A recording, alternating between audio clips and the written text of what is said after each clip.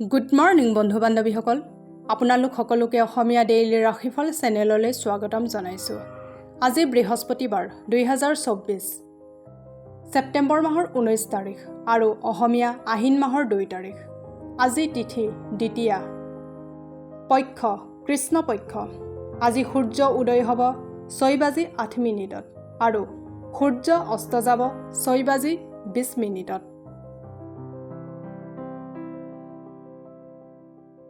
এতিয়া আহিছোঁ ৰাশিফলসমূহলৈ। মেঘ ৰাশি।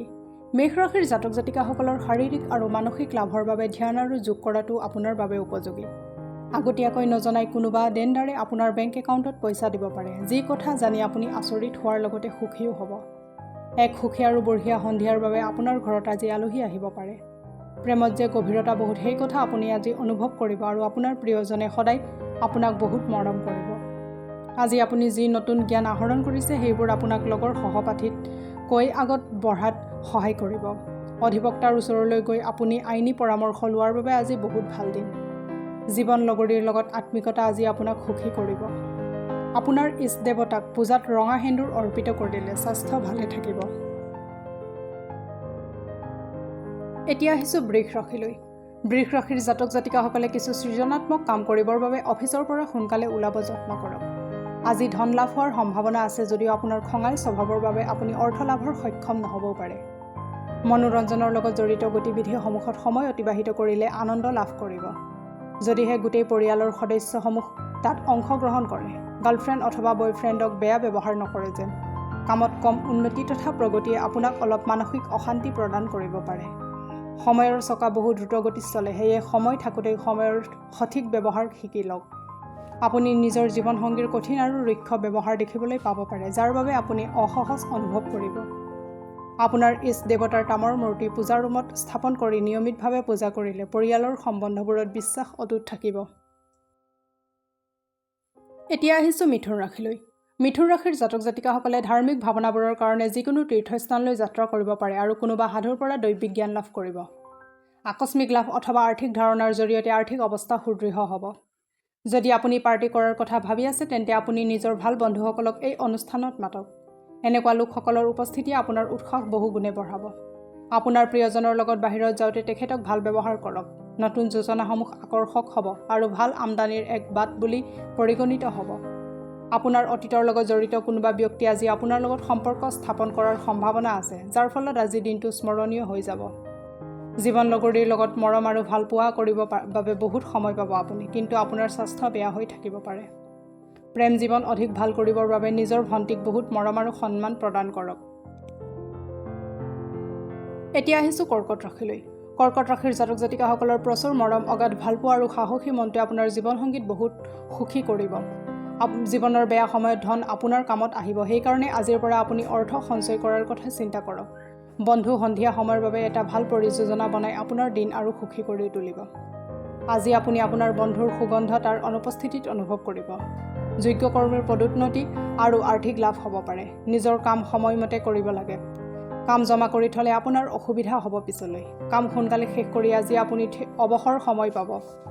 বহুত দীঘলীয়া সময়ৰ অন্তত আপুনি আৰু আপোনাৰ জীৱন লগৰীৰ এটা শান্ত দিন অতিবাহিত কৰিব পাৰিব, যেতিয়া কোনো হাই কাজিয়া নহ'ব, অকল প্ৰেমৰ বাহৰ হ'ব। আৰ্থিক স্থিতিক শক্তিশালী কৰিবৰ বাবে সূৰ্য মন্ত্ৰ আৰু আৰতি পাঠ কৰক। এতিয়া আহিছোঁ সিংহ ৰাশিলৈ।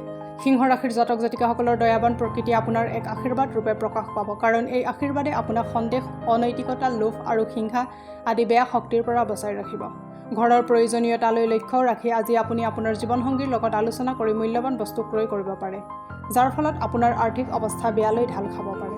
সন্ধিয়াৰ সময়ত আপোনাৰ লগত জীৱনসংগীৰ লগত বাহিৰত খানা খাব যাব পাৰে অথবা চিনেমা চালে আপুনি সন্তুষ্টি লাভ কৰিব আৰু আনন্দ দিন পাৰ হ'ব।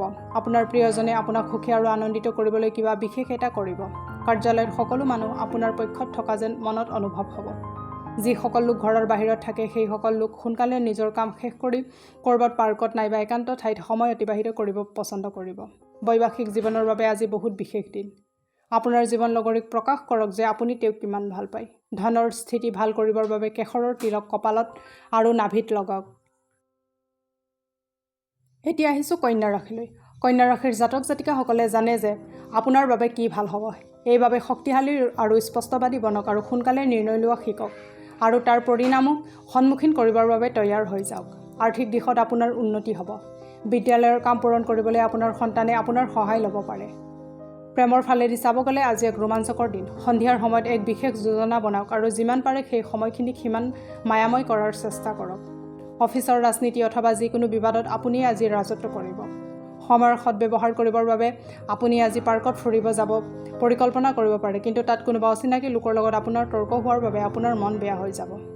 যদি আপুনি বৈবাহিক জীৱনত বহুত দীঘলীয়া সময়ৰ পৰা অসুখী হৈ আছে, তেন্তে আজিৰ দিনাখন আপোনাৰ অৱস্থা ভাল হোৱা যেন অনুভৱ কৰিব। শুভ সময়ত এটা তামৰ পাত্ৰত পানী ৰাখি পিছৰ দিনা পুৱা ঘৰৰ কাষৰ গছৰ শিপাত সেই পানী ঢালিলে স্বাস্থ্য ভালে থাকিব। এতিয়া আহিছোঁ তুলা ৰাশিলৈ। তুলা ৰাশিৰ জাতক জাতিকাসকলৰ জীৱনসংগীৰ মৰম লগা ব্যৱহাৰে আপোনাৰ দিন আনন্দৰে ভৰা কৰি তুলিব। পইচাৰ মূল্য আপুনি ভালকৈ বুজি পায় বাবে আজিলৈকে আপুনি জমা কৰা ধন আপোনাৰ বহুত কামত আহিব পাৰে আৰু আপোনাক কোনোবা সম্ভাৱ্য বিপদৰ পৰা বচাব পাৰে। আপোনাৰ পৰিয়ালৰ সদস্যৰ লগত আপোনাৰ অলপ সমস্যা হ'ব পাৰে, কিন্তু এই কাৰণত আপোনাৰ মানসিক শান্তি ভংগ হ'ব নিদিব। কোনোবা আজি আপোনাৰ প্ৰতি থকা প্ৰেম প্ৰকাশ কৰিব। সহকৰ্মী আৰু বয়োজ্যেষ্ঠজনৰ পৰা পোৱা সহযোগে আপোনাক উৎসাহিত কৰিব। কিবা ৰচক মেগাজিন বা উপন্যাস পঢ়ি আজিৰ দিন ভালকৈ অতিবাহিত কৰিব পাৰিব। আপোনাৰ জীৱনসংগী আপোনাৰ বহুত প্ৰশংসা কৰিব আৰু আপোনাক বহুত মৰম কৰিব। পাৰিবাৰিক জীৱন বান্ধোন অধিক শক্তিশালী কৰিবলৈ হ'লে কলগছৰ শিপা ঘৰ অথবা অফিচত ৰাখক। এতিয়া আহিছোঁ বৃশ্চিক ৰাশিলৈ। বৃশ্চিক ৰাশিৰ জাতক জাতিকাসকলে অলপ কামৰ পৰা অব্যাহতি লৈ আৰাম কৰক আৰু কোনোবা এনেকুৱা কাম কৰক যি কৰি আপুনি ভাল পায়। আজি আপুনি বহুত পইচা আয় কৰিব পাৰে, কিন্তু এই পইচা হাতৰ পৰা যাব নিদিব, মানে খৰচ নকৰিব। বেলেগৰ লগত ভালভাৱে ব্যৱহাৰ কৰক, বিশেষকৈ সিহঁতৰ লগত যোনে আপোনাক বহুত ভাল পায় আৰু আপোনাৰ প্ৰতি পদতে যত্ন লয়। প্ৰেমৰ শান্তিয়ে আপোনাক প্ৰেম কৰাৰ এক কাৰণ দিব। আপোনাৰ কাম আৰু প্ৰাথমিকতাত ধ্যান একাগ্ৰ কৰক। এই ৰাশিৰ জাতকসকল নিজৰ বাবে বহুত সময় পাব। এই সময়ৰ সঠিক ব্যৱহাৰ আপুনি নিজৰ হবিবোৰ পূৰণ কৰাত কৰিব পাৰে। আপুনি বহুত কিতাপ পঢ়িব পাৰে অথবা পচন্দৰ সংগীত শুনিব পাৰে। আজিৰ দিনাখন আপুনি বৈবাহিক জীৱনৰ প্ৰকৃত সুখ পাব পাৰে। ৰঙা চন্দন গুড়ি নিয়মিতভাৱে গা ধোৱা পানীত মিহলাই ল'লে চাকৰি জীৱনত সফলতা লাভ কৰিব পাৰি। এতিয়া আহিছোঁ ধনু ৰাশিলৈ। ধনু ৰাশিৰ জাতক জাতিকাসকলে কামত মনোযোগ বহোৱাত আজি অসুবিধা হ'ব পাৰে। যি লোকসকলে অতীতত নিজৰ ধন বিনিয়োগ কৰিছিল, আজি সেই ধনৰ জৰিয়তে অৰ্থ লাভ হোৱাৰ সম্ভাৱনা আছে। বন্ধু আপোনাৰ ব্যক্তিগত জীৱনত লগাতকৈ অধিক হস্তক্ষেপ কৰিব। নিজৰ কথা প্ৰমাণ কৰিব গৈ আজি আপুনি আপোনাৰ সংগীৰ লগত কাজিয়া হ'ব পাৰে। অৱশ্যে আপোনাৰ সংগীৰ বুজত আপুনি শান্ত হ'ব। কাম কাজৰ লগত জড়িত বিষয়সমূহত বন্ধুসকলৰ সহযোগে আপোনাক বহুত সহায় কৰিব। যদি আপুনি ঘৰৰ বাহিৰত থাকি পঢ়ি বা চাকৰি কৰি আছে, সিহঁতে আজি খালী সময়ত ঘৰৰ মানুহৰ লগত কথা পাতিব পাৰে।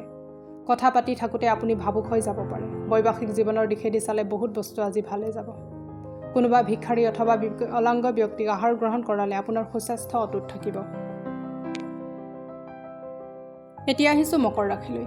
মকৰ ৰাশিৰ জাতক জাতিকাসকলে বেলেগৰ প্ৰতি বেয়া চিন্তা মনত ৰাখিলে মানসিক শান্তি বেয়া হ'ব পাৰে। আপুনি এনেকুৱা চিন্তা বৰ্জন কৰিব লাগে। নিজৰ ভাৱনা নিয়ন্ত্ৰণ কৰক এইবোৰ বৰ্জন কৰিবৰ বাবে। দীৰ্ঘতী লাভৰ বাবে ষ্টক আৰু মিউচুৱেল ফাণ্ড ইত্যাদিত নিৱেশ কৰক আৰু অধিক সুৰক্ষিত অনুভৱ কৰক। আপোনাৰ জ্ঞান আৰু পৰীক্ষাহে আপোনাৰ ওচৰৰ চাৰিওফালৰ লোককো প্ৰভাৱিত কৰিব। প্ৰেম এক পবিত্ৰ সম্পৰ্ক। ইয়াত কাকো কাৰো তলতীয়াৰ দৰে ব্যৱহাৰ নকৰিব।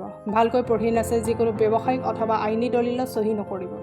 যদি আপুনি আজি এনে এটা সিদ্ধান্ত উলিয়াই লয় আৰু অপ্ৰয়োজনীয় কাম কৰে, তেন্তে আজিৰ দিনটো বহুত হতাশাজনক হ'ব। পৰিয়ালৰ সদস্যসমূহৰ কাৰণে আপুনি অলপ সমস্যাৰ সন্মুখীন হ'ব পাৰে, কিন্তু দিনৰ অন্তত আপোনাৰ জীৱনসংগী আপোনাৰ এই সমস্যাসমূহক অলপ সহজ হোৱাত আপোনাক সহায় কৰিব। হনুমান মন্দিৰত গুড় আৰু বুটৰ প্ৰসাদ নিবেদন কৰি দিলে স্বাস্থ্য ভালে যাব। এতিয়া আহিছোঁ কুম্ভ ৰাশিলৈ। কুম্ভ ৰাশিৰ জাতক জাতিকাসকলৰ কামৰ খেঁচা অলপ আজি হতাশা আৰু ভাগৰতা লৈ আহিব পাৰে। আজিৰ দিনটোত এনেকুৱা বস্তু কিনি ৰখা ভাল হ'ব যাৰ দাম আগলৈ বাঢ়ি যাব পাৰে। যাক ভাৱনাত্মক সম্বলৰ পৰা বহুত প্ৰয়োজন, সিহঁতে মন কৰিব যে সহায় কৰিবলৈ আপুনি কাষ চাপি আহিছে।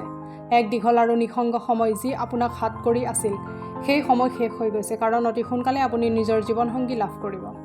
আপোনাৰ সংগীক আপোনাৰ সম্পত্তি বুলি ভাবি ভুল নকৰিব। ৰাতি আজি আপোনাৰ ঘৰৰ মানুহৰ পৰা দূৰত থাকি ঘৰৰ ছাদত বা ওচৰৰ পাৰ্কত খোজকাঢ়ি ফুৰাটো পচন্দ কৰিব। আজি আপুনি আৰু জীৱনসংগীয়ে ভাল সংবাদ লাভ কৰিব পাৰে। ব্যৱসায়িক আৰু কৰ্মজীৱনত সফলতা আৰু অৰ্থনৈতিক উন্নতি হ'বৰ বাবে মাক আৰু পৰিয়ালৰ মহিলা সদস্যসমূহক ৰূপৰ গহনা উপহাৰ হিচাপে দিয়ক। এতিয়া আহিছোঁ মীন ৰাশিলৈ।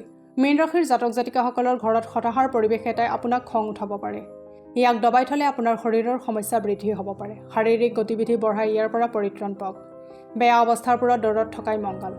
আজি আপুনি ঘৰৰ পৰা ধনাত্মক ভাৱ এটা লৈ ওলাব যদিও মূল্যৱান বস্তু এটাৰ চুৰি হোৱাৰ বাবে আপোনাৰ মন বেয়া হৈ যাব। আপোনাৰ ব্যক্তিত্ব আৰু ব্যৱহাৰৰ জৰিয়তে আপুনি কিছুমান নতুন বন্ধু পাব পাৰে। আপোনাৰ প্ৰিয়জনৰ লগত অলপ মতভেদ হ'ব পাৰে।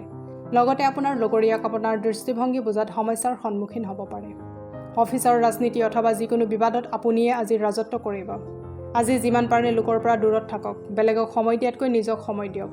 জীৱনসংগীৰ অসুস্থতাই আপোনাৰ কাম কাজৰ ওপৰতো বেয়া প্ৰভাৱ পেলাব পাৰে, কিন্তু আপুনি কিবা প্ৰকাৰে বস্তুবোৰ ধৰি ৰখাত সক্ষম হ'ব। নিজৰ সুস্বাস্থ্য অটুট ৰাখিবৰ বাবে বুট, মাটিমাহৰ দালি, কলা কাপোৰ আৰু সৰিয়হৰ তেল দান কৰক।